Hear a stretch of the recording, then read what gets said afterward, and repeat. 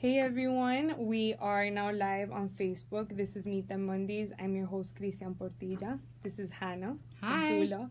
We're going to be talking about spirituality, leaving a strict religion, and just coming into your own in terms of the spirit.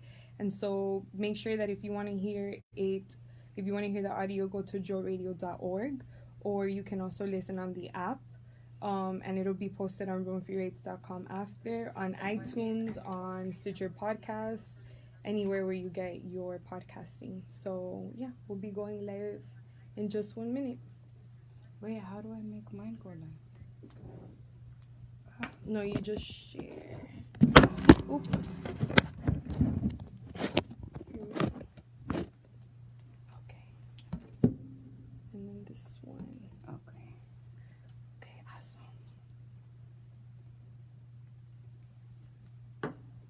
One more minute. I dropped you guys earlier. And then if you see me staring off here, is because I also have to, keep track of the program on my iPad. So we'll just be looking around, but we'll be okay. Are you ready, Hanita? I'm ready. Okay. Oh, look, move your hand because now it's... There you go. Hey, everyone. Hi. Now we're live on IG, Facebook. Make sure to tune into joeradio.org.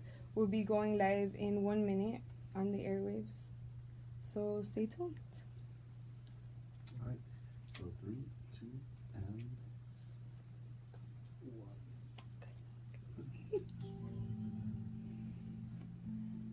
We happen to find ourselves alive during this full of activity. There's things going on all the time. Now we have greater access to see them happen in front of us. It's confusing and sometimes painful. But in the end, love sets it all free. Less love. It's the only answer. From the soul, y'all.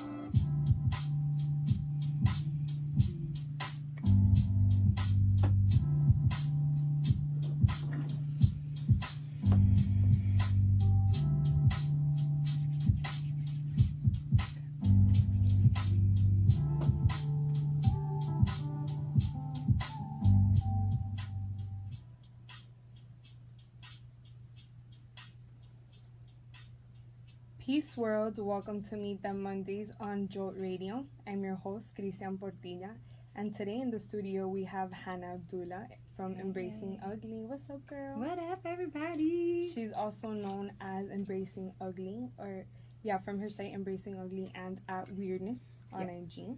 3 S's. Yes, 3 S's. Hana and I will be discussing spirituality and growing up in a restrictive religion. Hana, how you doing? Thank you so much for being here. Thank you for having me. This I'm so is excited. super exciting. Yes. And so before we get into the show, there's some things I'd like to catch you all up on, especially for our listeners out there. There has been so much going on.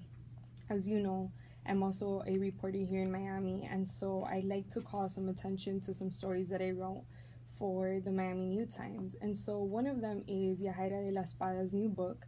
She's a local author. She recently, she's trying to independently publish Alphabet of Enchantment Island. And so it's a bilingual children's book about the magic of being Boricua and the African heritage of Puerto Rico. Yahaira currently has a Kickstarter and she's raising funds for it. So if you would like to donate to that, please go ahead and head over to the Kickstarter and search Alphabet of Enchantment Island. I also wrote about the Love Below. It's a local dance party happening here in Miami every Tuesday. Last Tuesday, it was 3 years that they've been celebrating it, and it happens at La Rosas, and I figured, I definitely wanted to let you all know about that because it's very LGBT inclusive, especially for transgender and non-conforming people. So I definitely wanted to let you all know that it's a space where you're all invited to come and hang out and dance. I also had a really big win, I feel, because I wrote about how the city of Miami was giving Atlas Meat Free Deli a hard time on getting their permit so they could open their brick and mortar. And the story, got enough attention that they were, Atlas Me Free Delhi, they were able to go get a meeting with the city of Miami. And now they are definitely moving along and being able to open and build out their restaurant. So that was super important to me. And that happens a lot here in Miami, the city of Miami giving people a hard time about their permits. So that was super important. And then another win was that the Little Haiti Cultural Complex has been doing these free bus tours for people to come in on Saturdays and check out Little Haiti and have like a small tour. And so I wrote an article and they were able to find a sponsor. So now they initially only planned it for July, and now they're also going to be having sponsors for the month of August, which was really amazing as well because they're doing great work out there. And so all of these articles are always on roamfreerights.com. That is my site. I'm always updating it and refreshing the content. So if there's anything that you would like for me to call attention to, you can always email me info@roamfreerights.com and always head back to this site. And so now for my guest, Hana. How you doing, y'all. Hana? I'm good. How are you? I'm great. I feel awesome. So it's been a long time coming. Yes. Thank you so much. Yes. Massive shout outs to William. Yes, for connecting us. William Reed, best PR in town. Really appreciate you putting me in touch with somebody that's doing all of the things that you do, that's shining light on people that need to be seen. Because I feel like at this point we're at a time where a lot of shine is being given to people who already have the light. So the things that you're doing, the people that you're giving the spotlight to is super dope. So I'm very humbled and honored to be here with you today. Thank you. And so tell us a bit about who you are and the work that you do. So the show is only an hour. So I'm gonna microwave it. Humble brag. So basically, I guess like the microwave version is I'm Kuwaiti Colombian. I was raised in the Middle East. I was growing up in Kuwait. My family, we survived the Gulf War, and then we made it to Miami, literally escaping through the desert into Saudi Arabia and everything. My uncles were prisoners of war and all of that. The home that I grew up in was destroyed, like legit war, you know what I'm saying? And then after that, we got to Miami. When we got to Miami, we were hit by Hurricane Andrew. So it was just like a lot of very, very chaotic circumstances very early on. So I've been in Miami now for like about 15 years solid. I had gone back to Kuwait after Hurricane Andrew. So I grew up over there. But I've been here now for like 15 years. When the other war started, my parents didn't want my younger brother and sister to go through what my older brother and I went through. So we came here. You mean when you said other war in Colombia? In Kuwait. Okay, in Kuwait. Yeah, okay. and then and so we came here thinking that it was gonna be over soon. So we kind of left everything that we knew to be home. Only to come here and get hit by to come here, and then so in 2003 is when we came here, like officially that we thought we were only gonna be here for like a little bit, and then I've been here since then. I go back to Kuwait like every year. Okay. I still have like my family and my friends there, but throughout the process of being here for the last 15 years is kind of how a lot of my journey has begun. Okay. And let's talk about the work that you do and how you have your ties in the community. So basically, having experienced like a lot of difficult circumstances, I basically, for me, I realized that if it wasn't for people who took the time and the energy and the love and the humility to be able to help somebody like me, I wouldn't be where I'm at today. So for me, it was very important to start getting involved. And in the process of me getting better, I was like, damn, like I don't feel like it's not like an obligation. It's an obligation, not just like a hobby of like, oh, I just like to help people. Like to me, it's like if I've been given the grace to be given the life that I have today and not be another statistic, then I'm obligated to give that back to people. So about 10 years ago, as I started like my journey of healing and processing and learning and all of that, I started volunteering. And I started volunteering first, it was with kids and then with women. So I've worked with, I've worked with people who've been trafficked. I've worked with, I've volunteered at the VA because I wanted to know about the American military. Coming from from a war background, for me, it was important. So like I started to just volunteer to any capacity to try to understand all the different demographics that were out there, because I realized that I could learn about it in a book, but it's not the same as experiencing it. And there's things that people can teach me that I'll never understand, but there's a certain level of empathy that I can gain from being around the people and being in it with them, just to be able to understand the compassion that's needed for different demographics. Absolutely. And so we definitely want to touch on how these difficult circumstances and coming from a place that was, at war, and then, you're half from Kuwait, half from Colombia, and Colombia also experienced difficulties.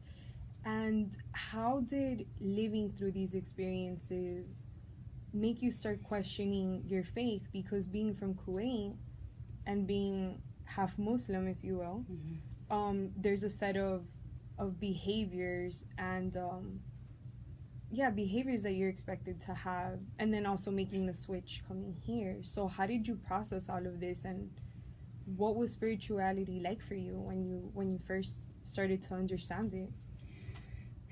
So, growing up, I grew up in a Muslim country, Kuwait. My family is Muslim, and very, very conservative Muslim, because there is a difference. A lot of people think that Islam is just this fundamentalist type religion, but there's also a lot on the culture that a lot of people don't understand.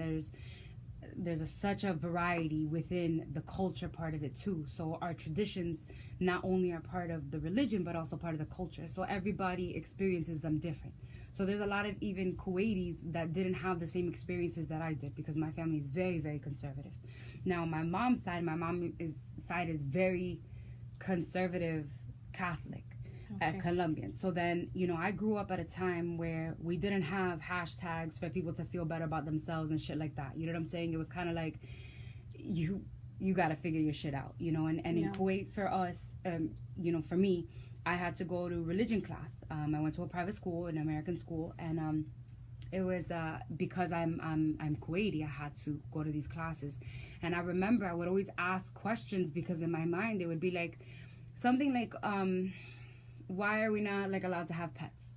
And instead of answering the question, which is that people pray with the prayer rugs on the floor and they feel like the animals have impurities, or just are don't wipe themselves and stuff like that, just very simple, it would always become like a very taboo thing. So in my mind I was like, I don't understand how you're asking me to follow a religion but you're not even willing to answer my question. So I got in trouble a lot. So very early on I started becoming very, very rebellious. And then my mom, when we would come here in the summertime, we had our confirmation and our I did my baptism and all of that on the low, you know what I'm saying? So my mom would have all the priests and stuff to arrange all of that for us in the summertime, because that's the only time that we were here. So I never did all of my first communion classes and all of that with the other kids. I didn't even know that it was a thing that everybody did together, because we all had ours done secretly to be able to have our sacraments, to make sure that we had them as we grew up, but it was always on the low. I think my parents were very, very young and very, with their own stuff that they didn't understand, you know what I mean? And I think that in my process, I've been able to understand a lot more where my parents were at, and they didn't know what they were doing, you know what I'm saying? And mixing two cultures that are so strong. It's only now that I'm older and I've gone through what I've gone through that I can appreciate my mom not giving up her roots, or my dad not giving them up, but growing up with it was very complicated, because we would be doing Ramadan and then Easter, but hiding both, so it was I couldn't really talk about the fact that I got Christmas presents to my Kuwaiti cousins, but then some of them would know that one of my other uncles dressed up as Santa, but it was a big family secret, because they really weren't supposed to be partaking in these kind of things with us, the foreigners, and stuff so like that. Both sides would sort of conflict with each other. We adjusted, and it just but I feel it's what's made me who I am, but it made me want to understand God that much more as I got older. Right. You're listening to Meet Them Mondays on Jolt Radio. I'm your host, Christian Portilla. I'm here with Hana Abdulla. and we're talking leaving a strict religion and coming into your own spirituality. And so, Hana, you were just telling me about having these sort of opposing viewpoints on spirituality and religion from your parents. But I'm also curious to know, were they together during this time? Were you raised with both of them? And if you were, how, as kids, what was the feedback your mom would give you? And then what was the feedback your dad would give you? Like, how do you hide that from each other? Because, we're all one big happy family living under one roof. How does your dad not see that you're getting, you're celebrating Easter? And so number one, it's very important for me to be respectful of my family and the way that we were raised, because our story is not a common one, and I'm grateful that they did the best that they could, but there was a lot of conflict because of it.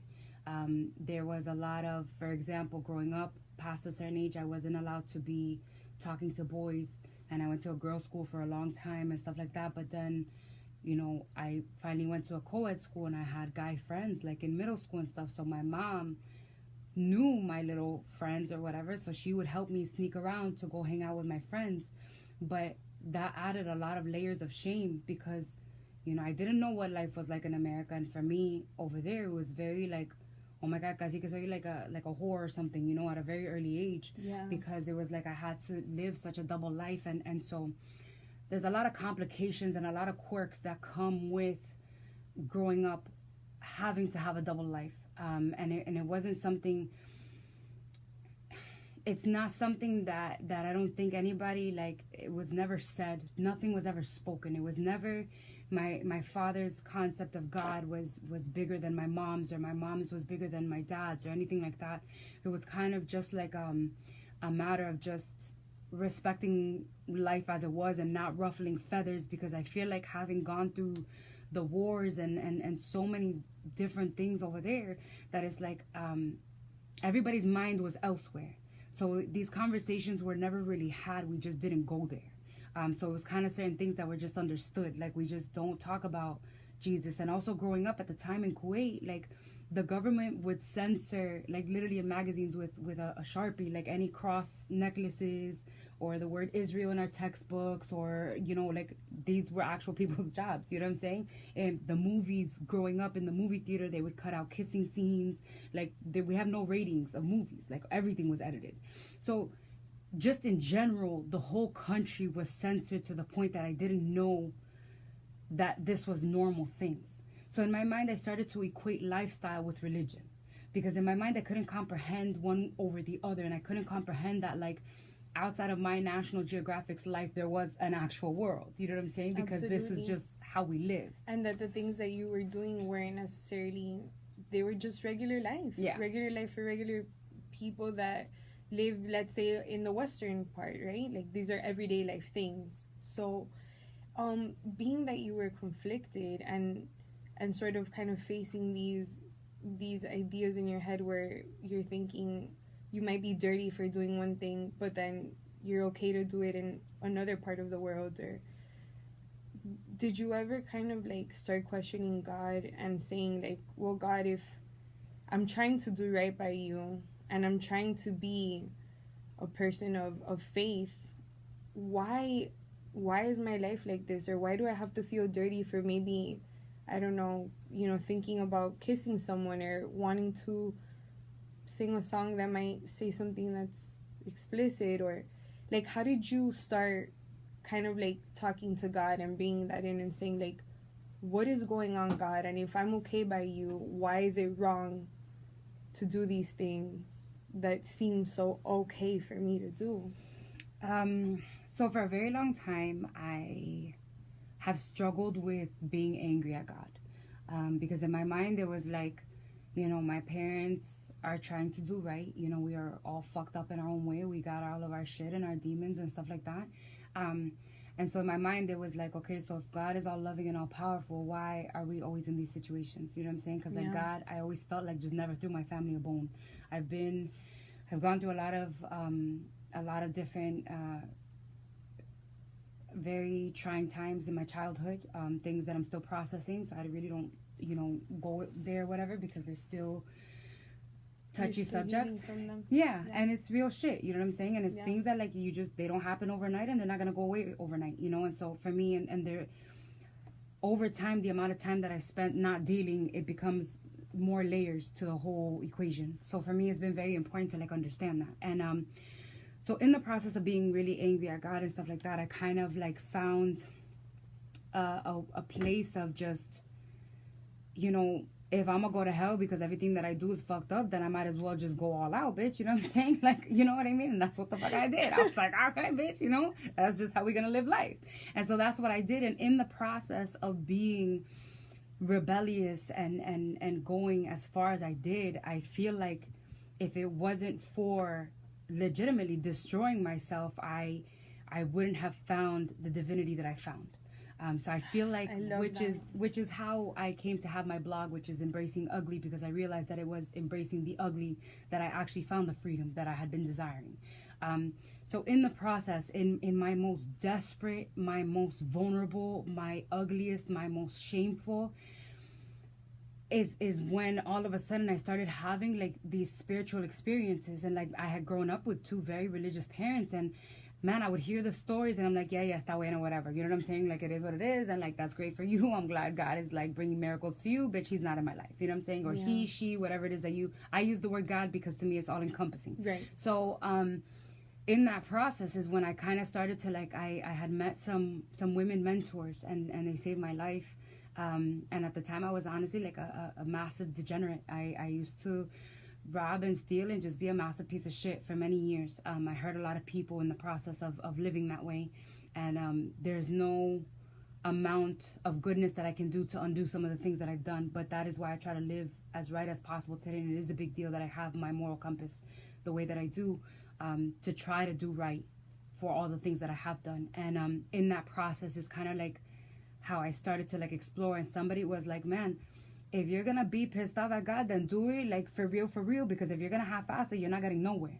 You know what I'm saying? Like, you can't be mad one day and then wake up another day and be like, God forgive me. And not even like, if I'm pissed off at God, God already knows I'm pissed off, so I might as well admit it. And there's power within getting real with myself.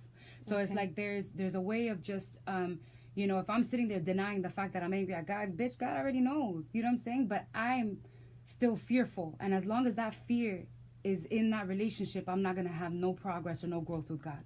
So for me, it took a lot to just be like, all right, like to own my anger, because it wasn't until I started owning my anger that I was able to start working through it. So it took like, God, I'm fucking mad.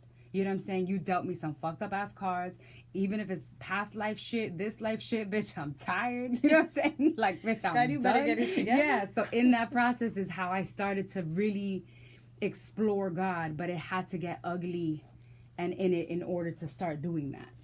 And while you're going through all of these things, and while you're processing and while you're growing and exploring, you're living this anger and living these trying times in Kuwait, or were you here? I was here. I was here when it first really started. In Miami. I stayed away from Kuwait actually for many years because a lot of my pain and my shame happened in Kuwait.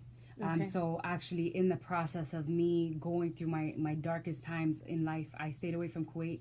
I cut off all my childhood friends and everything for about 6 or 7 years. So nobody knew what happened to me. And at the time, this is like MySpace, whatever. Like we didn't have no WhatsApp. We didn't used to use calling cards. And even at that point, I was like, bitch, I'm not answering nobody. Like I fell off the face of the earth. Right.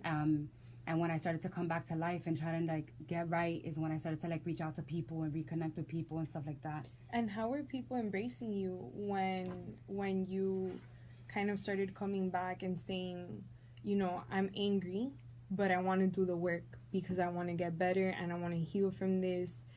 And how was your community around you, being that, you said you heard some people? Did they have faith in you? Did they believe you? Like, what was the reaction like? So a lot of people, it wasn't really so much the people as much as myself. I didn't believe that I would be shit.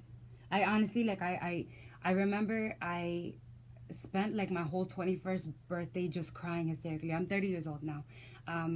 I never in my wildest dreams thought I would make it to 21. And I remember just sitting there, and everybody, man, my whole life, people have been like, yo, you have so much potential. You have so much potential. I'm like, You do. like, you know what I mean? You Like have all a of that. really light bright. But thank you. So like, for me though, I could never own that. I could never process that. I could never sit with it. So for me, it was more so not the community, but for me, allowing the community in. Because so many people, man, so many people show up when I need them. And I push them the fuck away because I have such a hard time with love. It's feeling worthy. So, yes, and the vulnerability that it takes to allow people to show up for you is so... Yes. And that is God to me. So it's in those moments that when I'm able to like truly humble myself and see, you know, the village show up to raise the child, you know, and all of a sudden my family, as I started to grow, my family started to show up. My family had, you know, all of the skeletons started to come out of the closet. And clearly I'm not one for filters or anything, you know what I'm saying? Like, this is how it is, and it's just gotten more over time. So from very early on, it was like, I didn't know how to stop. And I was like, okay, like it became like this. I thought that there was going to be like, if I healed the right way fast enough, then I would be good. And I would be skinny and I would get the degrees and I would have the boyfriend and I would have the yacht and I don't know what the fuck. I thought I'd be like partying with the Spice Girls at some point in my life. You know what I'm saying? And all of a sudden, like it's been a lot of trial and error, a lot of running into the same wall, hitting myself on the head and understanding that like, yo, the time is going to take time, and a lot of frustration in understanding that there's no way of speeding up. Everything is already like in a divine order. Everything is already precisely when, how, the people that are coming into your life, the people that are leaving your life, let that shit go. Because I'd be like holding space for things that just didn't matter. And I didn't understand that God, for me, worked through people, places, and things.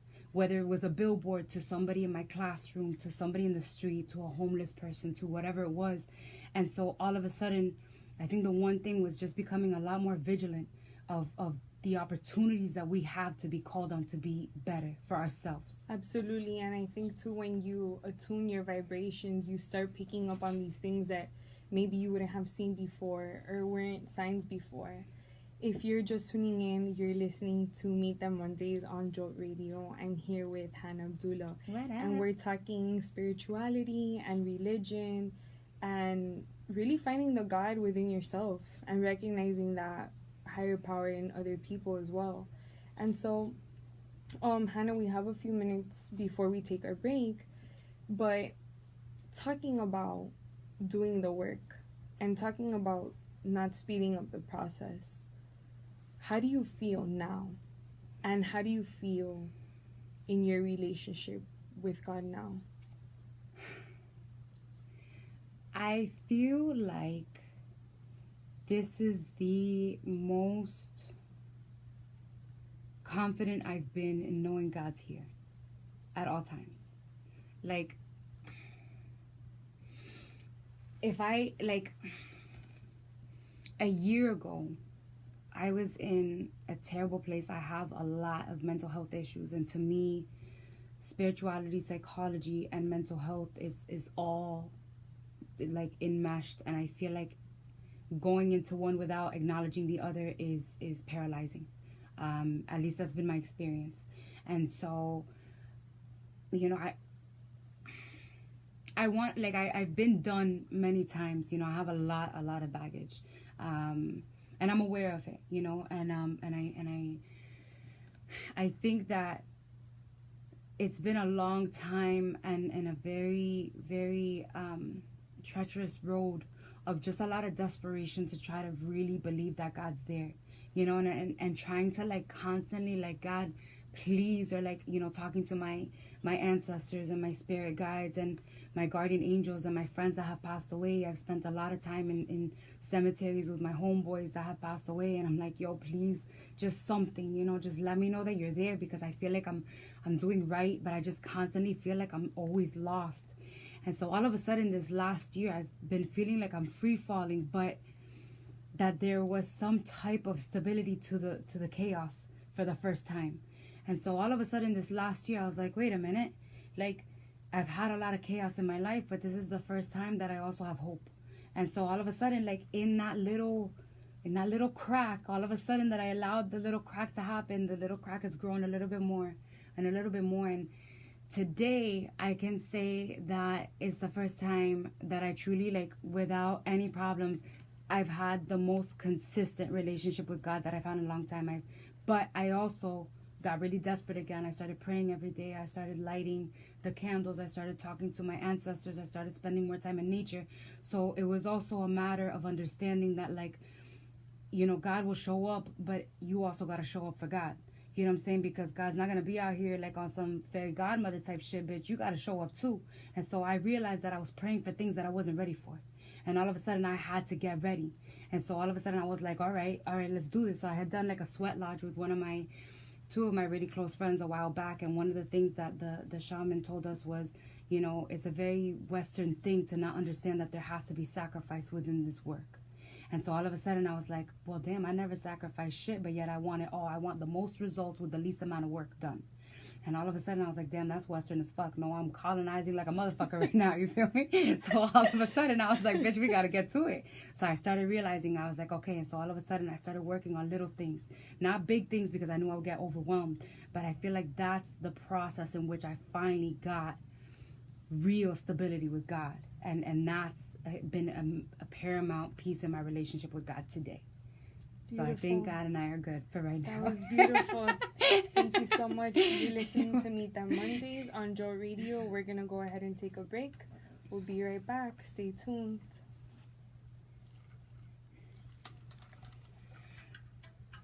Remember we're still live. Yeah. Hey everyone. Oh my God, I feel like I'm so proud of you. Thank you. Thank you so much for that. Thank you for sharing that with us. Is it like TMI? I don't even know what TMI is anymore. No, she's doing So I'm amazing, like, okay. isn't she? It's not easy to be here in the studio doing this, guys, and being honest about your life and your things. But I feel like it's so... Do you feel Yeah, and I'm like, okay. Because the one thing that I did before I got here was I prayed, and I was like, okay, whatever's meant to come out for whoever needs to hear it, let it be whatever's meant to be. So, I mean, the ego, like, yeah, it is what it is. Yeah. A little thing real quick. Oh, a picture? No, like a little story. Oh, a little story. Hey everyone, you are listening to Meet Them Mondays on Joe Radio. I'm your host, Christian Portilla. This is Hana Abdulla. Stay tuned. We're talking spirituality and religion. By the way, Bomba Stereo was here and we went to the concert on Saturday. I interviewed them. I don't know. They're Colombian. Oh, that's it? Yes. Because I was looking at it and I was like, damn, I really want... They looked so No, cool. it was amazing. It was one of the best shows, concerts that I have experienced in my life. Like, it was amazing. And not only that, but she's very, very spiritual. She turns on a candle. She gives thanks. She started off with a meditation at the Fillmore Miami Beach, girl. Yes, so it was like, my wife was like, wow, I love her already. It was just like, it filled my love tank. It was so amazing. It filled my love tank. It really did. It really did. It was amazing. Love that. It was so good. So that was incredible. And they're Colombian, and it was great. How's everybody doing on the video? A radio show so I can listen to the whole thing. Yes. It's gonna be, I'm gonna post it all. It's gonna be on iTunes, Meet Them Mondays. Yes, and her website, RoamFreeRights. I'll post everything after, because honestly, I think my IG is probably gonna hang up soon anyway. Yeah. But you can tune in. The Facebook Live is broadcasting it. It's on Meet Them Mondays. Yeah, and on my profile, Christian Portilla. Can they see it even if they're not friends with you? Yeah. Oh, okay. I'm public. So on Christian Portilla's Facebook page is also live in case this one, my IG cuts off or whatever. Yeah, and what else? It's gonna be it's on Joe Radio as well. Okay. The pages. Oh, it's and they have everywhere. a stream, an app to stream. Yes. So you can check your store, your app store, and then also the website. They're streaming live too at joltradio.org. So this video is like a love story, a queer love story between two soldiers. And Colombian soldiers? Yes, and not only that, but the president that just got voted in is like very right. So he doesn't really agree with gay relationships. So they dropped the video, like, I don't know within how long that this president got, elected. And it was kind of like a big, like, Fuck you. I think it's Yeah. coming in. we're coming back? All right.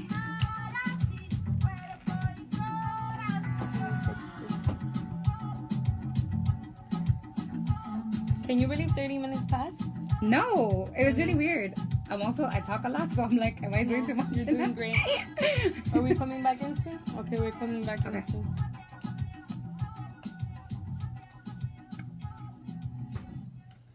That was Amarasi by Bomba Stereo. They were here over the weekend. I actually interviewed them, and it was amazing. You all have to check out the video to Amarasi by Bomba Stereo. It's incredible. And so you're listening to Meet the Mondays on Jolt Radio.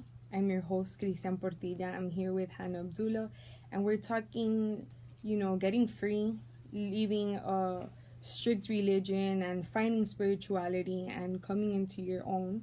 And so, Hannah, we were just talking about how you feel now in your relationship with God. And you talked about something that I also have experienced. And I feel like I'm more spiritual than what I am religious. But I definitely have had these moments that I couldn't really explain what they were. I called them my this is life moments. And it was the only way that I was able to really put words to that emotion. But it was those feelings where I was so overwhelmed with gratitude and so grateful just to be alive, to experience what I was experiencing in that moment, that I had to just say, God, like, this is life. Thank you for letting me be here right now. And so I kind of wanted to segue into my next question, which was gratitude and living life with the gratitude and recognizing God. And some people have these complicated relationships where we call on God when we most need God, but we don't remember God on the day-to-day. And I am guilty of having that type of relationship as well. There's a lot of days and weeks that God is just coming up all the time. And then there's just other times where I'm like, God, you're really trying it today. I can't right now. I can't with you, God. So yeah, tell me about that. Tell me about these feelings and finding #balance. What the fuck is balance? So, okay, so I had heard like one time a few years ago, somebody was like, you can't treat God like a bellboy, where you say good morning and then good night, you know what I mean? And I was like, ugh. And I was like, okay, fine. And it's been I take a lot of pride in being like a really good friend, right? I'm like, bitch, I'm a really good friend, right? And then all of a sudden I'm like, God, I need you. And then as soon as I get good, I'm like, I'm just kidding. Yeah. I got this. Yeah. Like, wait till I'm desperate and then come and help me. But I don't want to bother you, God. Right? You're so busy that I don't even want to bother you. But there's also a lot of pride and ego in thinking that I am the end all be all, right? Yeah. And so subconsciously, if I'm able to get through something intense, it's going to help me feel better about myself and help me feel powerful when I'm constantly feeling powerless because of all my issues. Because you were able to get something done on your own. Yes. So within that process, I've kind of learned how to try to be more grateful of little things, So one of the things was this is just 2 days ago, I went to the dentist, right? Because I had a cavity that came out and whatever. And all of a sudden I was sitting there, I despised the dentist. And then all of a sudden I had a moment where I'm like, wait, to be able to sit in the dentist chair is a privilege. You know what I'm saying? And honor that. And so It was trying to I've been doing heavy work. And I'm like, bitch, if you tell God you about it, the lessons are going to show up. You know what I'm saying? Ponte la pila, because it's going to be serious as fuck. So all of a sudden I'm being hit with a lot of things that are very gut-wrenching. But at the same time, I can't see any other thing but God in all of it. Even the other day I had an issue. I'm not going to say her name, but I love you. And again, I'm sorry.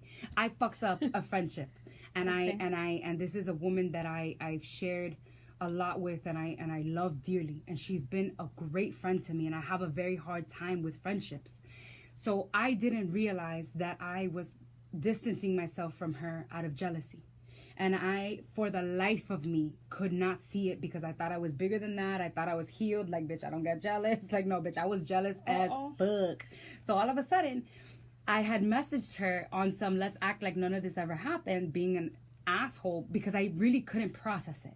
And she left me on scene on IG. And I was like, this bitch. And yo, her leaving me on scene was one of the most profound spiritual experiences I've recently had. In that moment, all of a sudden I had like the epiphany of my jealousy. I had the epiphany of seeing that I was projecting all of my shit onto her, distancing myself from her and blaming her instead of taking the responsibility for the fact that I felt humiliated and I was literally just jealous. Oh my God, So, you're trying to speak to me as someone that do you happen to know one of my friends? So basically in that process, it was like, okay, so now I'm starting. The deeper I'm willing to go, and honestly, like I've literally been like, okay, God, like I know it's gonna hurt, and I've been crying so much, whether it's the retrograde, this time of year just really fucks me up. My cousin recently passed away. Like a lot of stuff has been happening. Even like my cousin passing away. My cousin was a lawyer. She just turned 30 like 2 days ago. She passed away June 6th. Allah yarhamah, Fatum, I love you very much. And she She passed away. Her and I were the only two in my family. I have a very, very large family on that side of the world that was also overweight, like massively overweight like me. And I remember when she passed away, I flew to Kuwait immediately to be there for the funeral and all of that. And it's like a process, several days. It's not just like a burial, you know? And I remember hearing them talk about how she never got married. She never got to lose the weight. She never got... And in my mind, I'm like, pero qué vergüenza, no? Like, she was a lawyer, bitch, in a country that, like, it's just... Like, in my mind, she made it, no? But then all people have to say is how she didn't accomplish what they think a man or is whatever successful. Because she was... And so, in my mind, Faker? I want to... In my mind, all of a sudden, I was like, damn, because I've put so much emphasis on I need to get skinny so that this. I need to get this degree so that this. I've had so many conditions on who I'm supposed to be in this world. So all of a sudden, her death was like, what happens if I don't get the glow up? You know what I'm saying? What happens if I die before the glow up comes? So who the fuck am I, and what am I really contributing to this life, and where is God in all of this? Am I only trying to be down with God when I'm trying to obtain the glow up? What if the work and my purpose has been before the glow up comes? So all of a sudden, like, her death has brought so much realness. I got off social media for a hot ass minute. There's a lot of things that I just don't give a fuck about right now. And all of a sudden, I'm paying a lot more attention to the signs and to all of the things happening around me that are of true importance. This conversation is necessary. These relationships are necessary. What you do is necessary. You know what I'm saying? So for me, I'm at a place in my life where I only want to partake in what's necessary. Because after seeing, you know, I all of a sudden legitimately felt her as soon as she died. As a matter of fact, the night before, I was talking to somebody and I was in a dark place and I was like, verbatim, I said, I want to live, but I wouldn't be mad if I died in a car accident right now. As I was saying that here in Miami, my cousin was dying in a car accident in Kuwait. And I found out a few hours later. So to me, the synchronicities that have been happening, although intense, are calling me to live in a higher light and at a higher vibration, in spite of myself, in spite of my being a come mierda that always wants to be like, fuck, I'm fat, I'm not worth shit. Like, bitch, regardless, what I realize is that, like, you can be fat and still have purpose. Oh my God, and, absolutely. But I think it's very different when you've lived and the world has constantly told you that you don't have purpose. Yes, and especially for, first of all, being a Latina. And Colombian at that, as soon as people find out they're like Colombian, you're Colombian, I'll be like, I'm sorry, my plastic surgeon was busy, bitch. No, and no, but it's, you know what though? You are not lying, because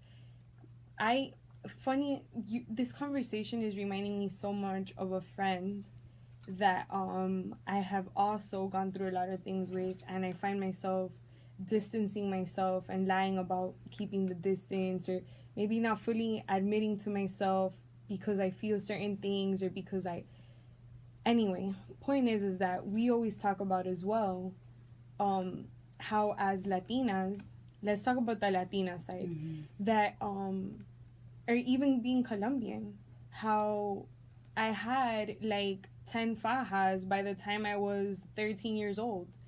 And I know even earlier you said something like of being like massively overweight, or you referenced something like that. And I'm looking at you and I'm just thinking like, this girl's so beautiful, but we're always constantly thinking about how we shrink ourselves and like just kind of like fixing that within ourselves. And I also know that if we are supposed to honor God or honor spirit, then we have to honor ourselves, right? Because we're a reflection of the higher powers. And so it's so many things when you have so many things on your head of like, well, if I get skinny and I lose the weight, then, you know, I'll be more popping on this, or my stories will go that far. All of us in our own way feel this. You feel it in what you're doing in your projects. I feel it in terms of what I'm doing. It's not only being like achieving that great look physically, but also if I get the degree, then I should be here. If I care so much about my city and I'm always putting on and I'm always doing this, and you know, why don't people show up? Or just so many things that you're always belittling yourself over, you know. And then you throw God in there and you're like, you kind of like, well, for me at least, one thing that I struggle with or that I try to acknowledge is always remembering and trying to tell myself, even when I'm angry with someone, and just like saying, you know, I'm sorry, I love you, please forgive me, even if I do that mentally. And I try to think at the end of the day, like, God created this creature, this person, whatever it might be, and as a human being, I'm almost being like disobedient or being necia, you know, maybe causing that person grief, causing that person pain. Regardless if what they're wishing onto me is pure or is not, I can put my head down at night because I know that I wished you well. But I'm also on the other side of like keeping my distance from things that no longer serve me. And so I hear you on, you know, sometimes we project onto others these type of things, maybe jealousy or fear, whatever it might be. But also the spirit and the heart knows, how you were saying earlier, sometimes we just have to let things go. Yeah. You know, and finding that fine balance and doing that dance, where you're not completely secluding yourself from people, but you're also, you know, not accepting just anything that comes in because I want to be great and I want to have a circle and I want people to show up for me and I want people to support my project and I want them to listen and like, you know. I've been at a place right now where I guess like my mantra lately has been, please God, let me be reflective and not reactive. And that's been like, I'm a super reactive, extra dramatic as fuck at all times, bitch. It's a novela every time I walk through the door, you know what I'm saying? Like on all times. So all of a sudden I've been trying to like really pause. And all of a sudden like, you know exactly what you're talking about, because like in my mind I'm like, fuck, like I'm constantly supporting these people, that person, whatever. And all of a sudden, like when my cousin passed away, I had met with like a medium, and one of the things that she had said was like, just know that, you know, that's not for you. Like really start understanding that. So all of a sudden I was like, wait, I'm sitting here doing the most to be in this position, but maybe my position is 10 octaves higher than that. And all of a sudden I'm like, bitch, we're not on the same page, and what I'm being grown for, what I'm being taught, what I'm being bred for is not there. And it's not coming from a place of arrogance, because I'm not on your level, I'm above you. I'm just on a different lane, and I gotta respect that. And that's also part of honoring my call and also honoring the God, right? And the spirit has your back and knows your plan. And if I've been constantly praying to my ancestors, I need to let go of how my prayers will be answered and what it's supposed to look like. Oh my God, somebody just joined and it's called Fatuma24, and Fatuma is my cousin's name. I'm gonna start crying. Oh my God. Ooh, I'm like, girl, I see you. You see, those are those signs that we're talking about. Yo, I'm telling you, okay, so I had a vending event. These are like the little moments that like I live for. I had a vending event yesterday, and I started this collection.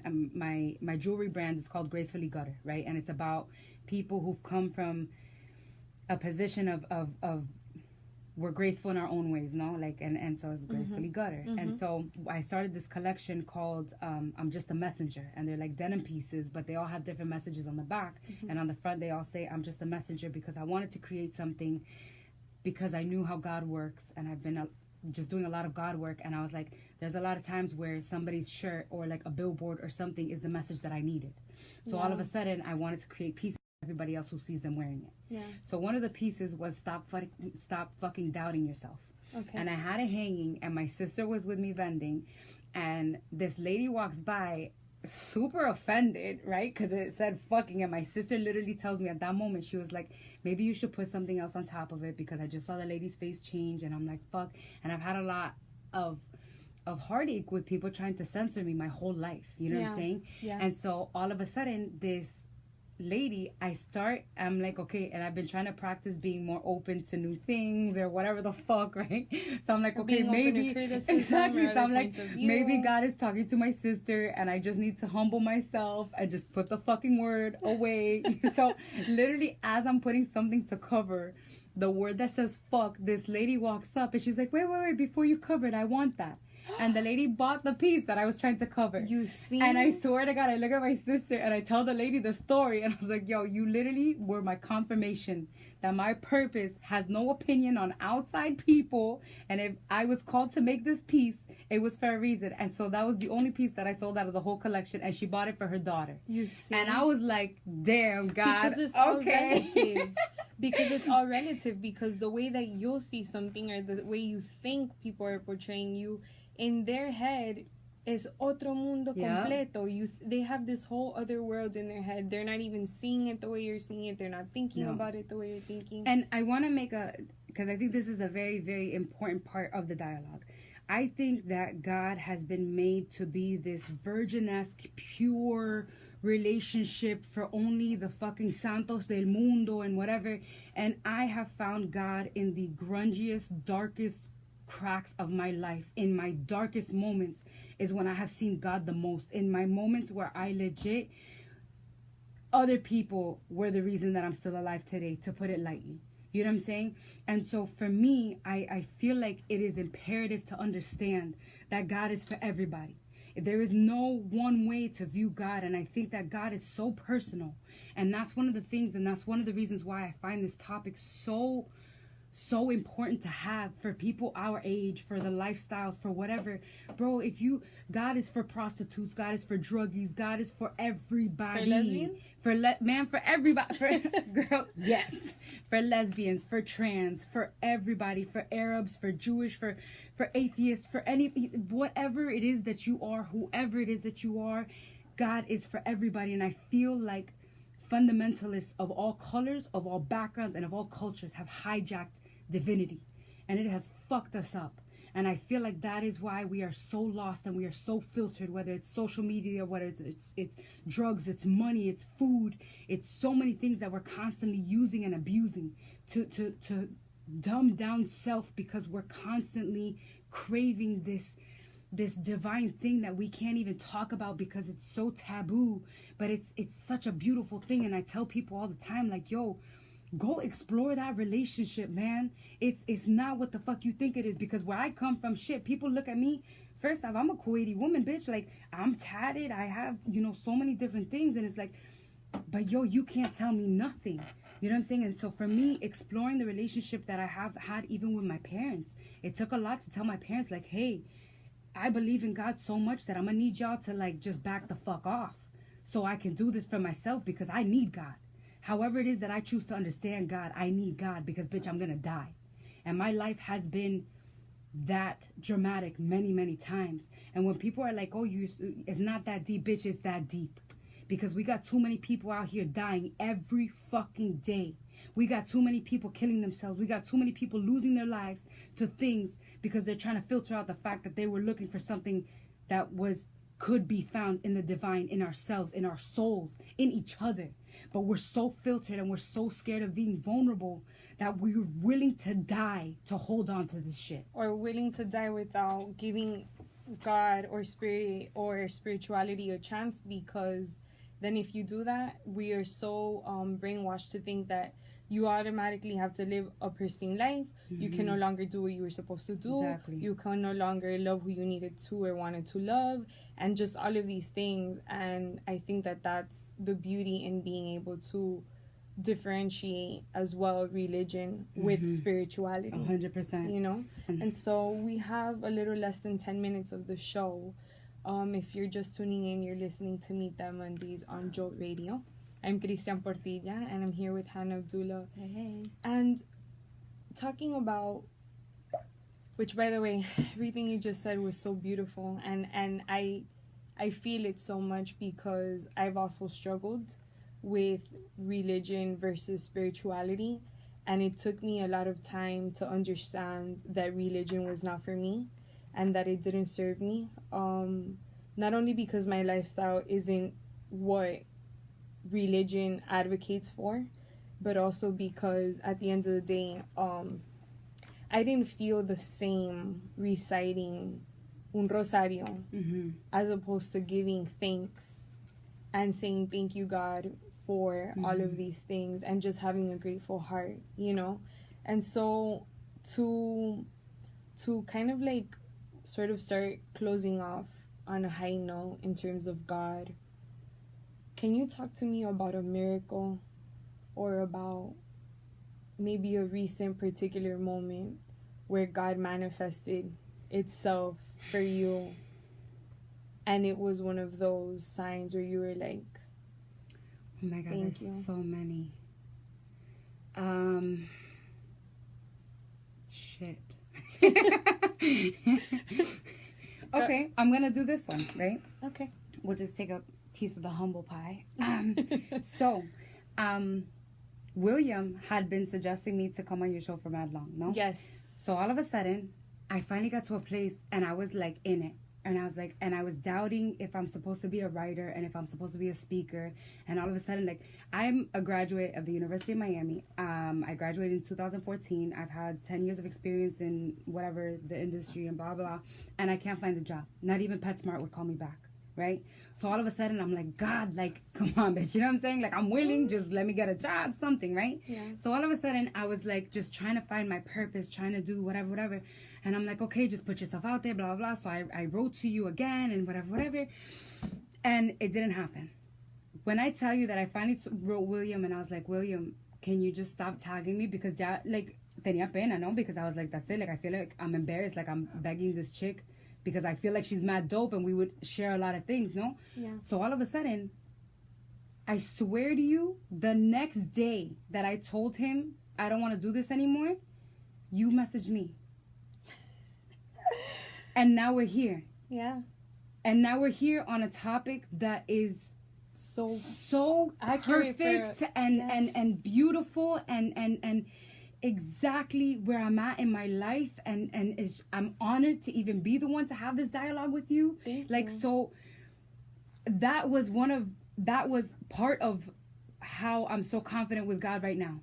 You know, because all of a sudden, as soon as I let go of what I think it's supposed to be looking like, and what I think and when and how and all of that, and I stopped trying to like orchestrate the whole thing, God is just basically like, bitch, when you decide to stop, I'll let you know what we're doing. Can it You know what I'm work? saying? Yeah. Can it work? Yeah. Do I have permission? Literally, that's exactly how it is. So all of a sudden, I'm like, okay. Okay, God, I'll let you take control. And I had texted William, and I was like, and it was more so because of the fact that God uses people, places, and things in the most beautiful way to let me know, bitch, I got you if you would just fucking stop for 5 minutes. Yeah. Let me get a chance to do some work here. And it's timing, remember. It's everything. It's not everything. Our time.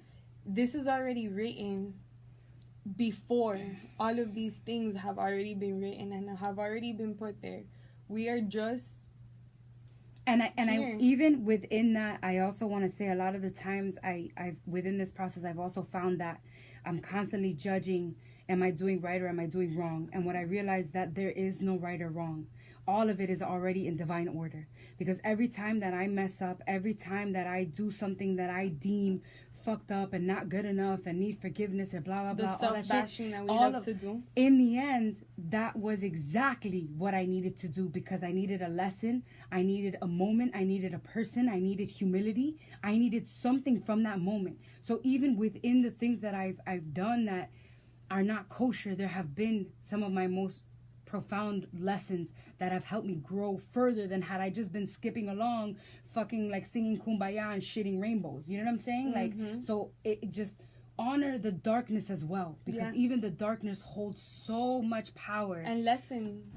All of that, and God is still there, but you just gotta know that. And I invite people to just go explore whatever God looks like for you, because it's different for everybody. Having conversations with people is dope, but also exploring for yourself on a personal, intimate level, because it is very, very intimate. Absolutely. Hana, thank you so much for being here. Our time is almost up. How can people stay in touch with you? Give us your handles, your website. How can people just reach out and get involved? And so my Instagram is at weirdness with 3 S's at the end. My hashtag that I use when I write is weirdness rants, hashtag weirdness rants. And then the site, my website, my good call. I got you, girl. Thanks, Boo. My blog is embracingugly.com, and my YouTube is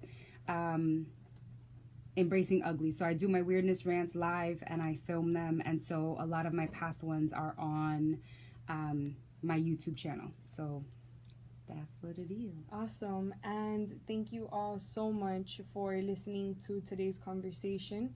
Make sure to tune back in for another episode of Meet Them Mondays on August 27th at 7 p.m. I'm your host, Christian Portilla. You can stay in touch with me at Rome Free Rights or at Meet Them Mondays, and listen to all episodes of Meet Them Mondays on RomeFreeRights.com, or we're also now on iTunes and Stitcher Podcasts. Congratulations. Yes, girl, I'm out here doing this work. So dope. Yes, you are. I'm so proud of Just you. know that your work is so important. Thank you. So important. Nobody's doing what you're doing. Thank The you. fact that you're talking about local stuff to local people, shining on local people without the hype and all of that is beautiful. And just know that it's so dope that you're doing this. Thank you. I You're love that. welcome. Thank you for being here. Thank you everyone for listening, and we will catch you on the next Meet Them Mondays. Peace out. Holla. Bye, guys. Aw, that was so incredible. Give me a I hug. need like 5 cigarettes right now. Thank you so much. Oh, girl, that was so good. Thank you so much for having Thank me. you for being here.